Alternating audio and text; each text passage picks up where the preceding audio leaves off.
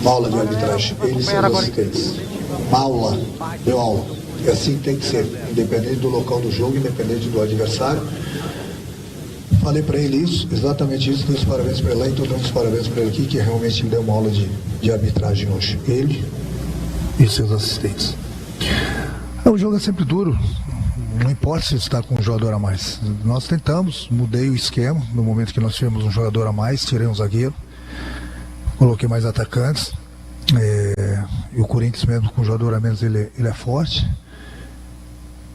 Durante a partida nós tivemos as melhores oportunidades que o Corinthians, mesmo quando a gente estava com 11 jogadores, a gente tentou de todas as formas, mas a gente pressionou, tentamos, construímos algumas jogadas. Eu acredito que a equipe esteve até melhor quando nós estávamos contra 11. No momento que o Corinthians perdeu um jogador, é aí que me preocupa sempre.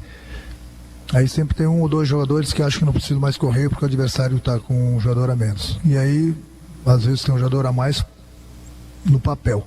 Porque dentro do campo se passa a ter um jogador a menos se um, dois ou três tiver esse pensamento de que não precisa mais correr. Mas de qualquer forma, acho que foi um bom resultado, um jogo bastante pegado, bastante disputado. Eu tentei de tudo para que a gente ganhasse o jogo. Mas o Corinthians, volta a repetir, um time mesmo com um jogador a menos muito forte. E é sempre difícil jogar aqui dentro, principalmente. E é uma partida de 180 minutos. Nós jogamos primeiro 90 minutos. Ninguém teve a vantagem. Agora nós vamos ter mais 90 minutos em frente à nossa torcida. Pode ter certeza que vai ser mais um jogo duro, difícil. Mas o nosso objetivo é, lógico, buscarmos a classificação para a próxima fase. Renato, independentemente dos esquemas que você já utilizou na temporada, o Grêmio, quando ia jogar fora de casa, em alguns meses aí, sentia a pressão da torcida, sentia o nervosismo, a bola queimava. E hoje o torcedor observou um time maduro, não sentindo ou se sentiu, conseguiu ocultar bem a pressão da arquibancada, a pressão do Corinthians em tentar ter o resultado para sair com a vantagem. Eu queria que falasse dessa maturidade do time, que você conseguiu aí em alguns dias, algumas semanas, colocar em prática, mesmo não tendo tanto tempo para treinar, basicamente na conversa com os atletas. A maturidade eles sempre tiveram, né?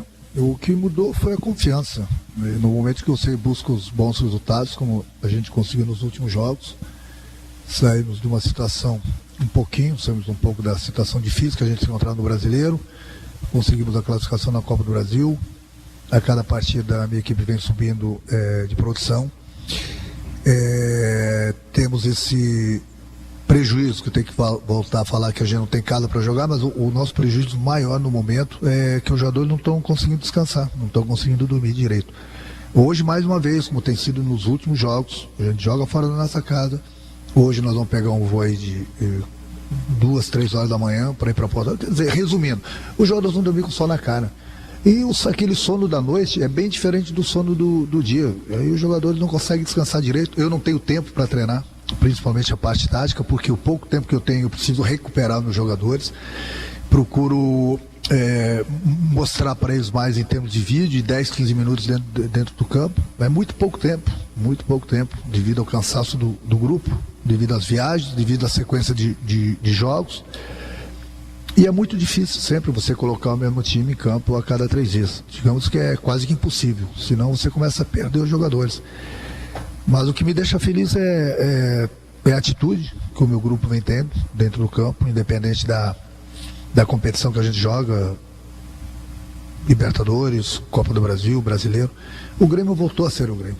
E isso tudo é muito importante na parte psicológica dos jogadores e a volta da confiança. Então, quando você fala que os jogadores tiveram uma atitude dentro do campo, ou tiveram uma malandragem, uma experiência a mais, não, eles têm isso. Infelizmente a gente não via tendo aqueles resultados que a gente esperava. E quando você não tem os resultados, a cobrança é muito grande e a confiança vai embora. Então a confiança voltou, desaprenderam, nos aprenderam. Então eles só voltaram a jogar.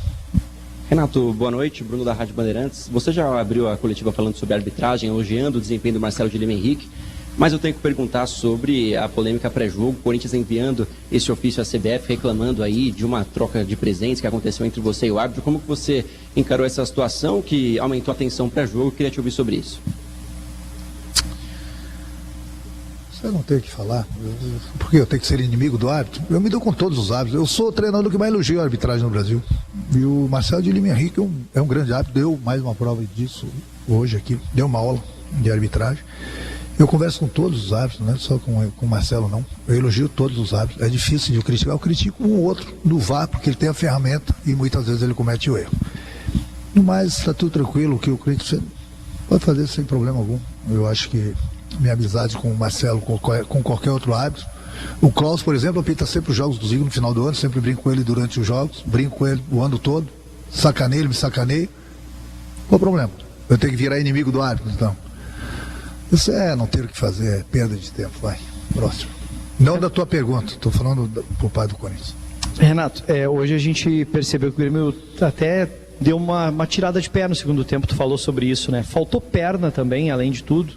Acho que os jogadores de alguma forma também se preservaram. E eu queria que tu falasse um pouquinho dos meninos que não entraram tão bem hoje, não conseguiram corresponder 100%. Não faltou perna não, meu time está muito bem fisicamente, gente. Vocês têm que analisar para o outro lado. Eu volto a falar aqui, domingo nós tivemos aquele campo embarrado, encharcado, jogando contra o Vasco, mais uma decisão para a gente. O time correu muito, jogou muito, se desgastou muito e o grupo não dormiu. Por quê? Porque a gente teve que viajar, que nem hoje, um voo de 2, 3 horas da manhã, chega aqui em São Paulo com sol na cara, da mesma forma que nós não chegamos com sol na cara em Porto Alegre, não tem tempo direito para recuperar os jogadores. Muitos jogadores fazem o tratamento dentro do avião. O sono da noite não é o mesmo sono da manhã. Então, o desgaste é muito grande e, basicamente, eu troquei 2 peças do jogo de domingo para hoje, pela importância da competição. Então, é difícil, os jogadores, é lógico que uma hora eles vão cansar. Tanto é que no segundo tempo procurei mexer as peças justamente por isso, para que daqui a pouco não perca um jogador por uma lesão muscular, devido à sequência de jogos, à sequência de viagens. Eu sempre falo, agora, por exemplo, o Corinthians, com todo o respeito, vai para casa, cada um vai dormir com a sua família, todo mundo vai dormir na hora certa, se alimentar, a gente vai para dentro do avião. Vai para o aeroporto agora, vai para o hotel, janta, vai para o aeroporto, espera o avião decolar, faz o tratamento dentro do avião, chega lá com o sol na cara. Os jogadores mal têm tempo para ver as famílias, tem que voltar pro CT para treinar. Esse final de semana, sábado, a gente já viaja de novo, vai ficar aqui 10 dias fora. Cara, é muito difícil, né? Ninguém está dando desculpa não, mas ninguém passa o que a gente está passando. Passando aqueles 40 dias longe das famílias, agora os jogadores têm visto suas famílias, mas não têm conseguido dormir. E ainda que o clube nos proporciona, o presidente nos proporciona com a diretoria, os voos fretados. Imagina se não tivesse voo fretado. E mesmo assim, não tem como recuperar o jogador. Eu não tenho tempo para treinar na parte tática. Eu treino aqueles 15, 20 minutos. Graças a Deus são jogadores inteligentes, se adaptam bem ao esquema. Eu queria ter uma semana cheia para poder treinar mais, para que a gente pudesse produzir ainda mais dentro do campo. Mas desse jeito, não tem como, gente. Não tem como. Não tem como. Então, e pelo amor de Deus, né, em cima da tua beira, não vem me criticar um jogador meu que está cansado. Porque só eu sei o que os meus jogadores estão passando. Só eu sei.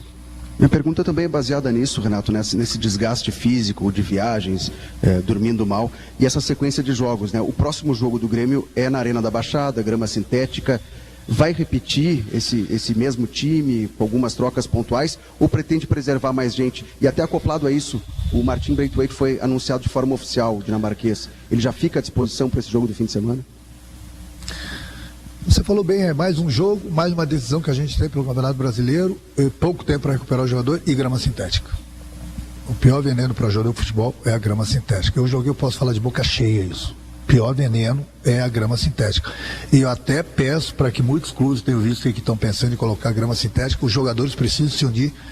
Os jogadores jogando na grama sintética, a conta vai chegar para eles. É uma grama que, para você torcer o tornozelo, torcer o joelho, ter uma lesão séria, é fatal. E muitas vezes as pessoas falam assim, vamos colocar grama sintética. Eu já falo para os meus jogadores, vocês precisam se unir, vocês precisam abrir a boca, vocês precisam dar suas opiniões para que vocês não gostem de jogar em grama sintética, porque é terrível para o jogador de futebol. Terrível para o jogador de futebol. Mas não sou eu que mando nos clubes, só que os jogadores aqui entram em campo. Daqui a pouco, se encontrar um jogador de 20 milhões de euros, 15 milhões de euros, vai jogar numa grama sintética, tem uma lesão, fica um ano parado. Então tem que se pensar tudo nisso. Então não adianta nada. Eu acho que os jogadores têm que cobrar dos presidentes, das prefeituras, do estado, uma grama boa para jogar futebol. Agora a grama sintética, jamais. E quanto ao jogador que você falou, dinamarquês, que chegou, você vai estar pronto ou não bom. Aí eu estou fora com o meu grupo, amanhã eu volto, vou falar com ele, vou falar com o Diego Costa, vou falar com os jogadores que estão lá, para ver realmente qual é a situação deles todos. Obrigado. Está encerrada.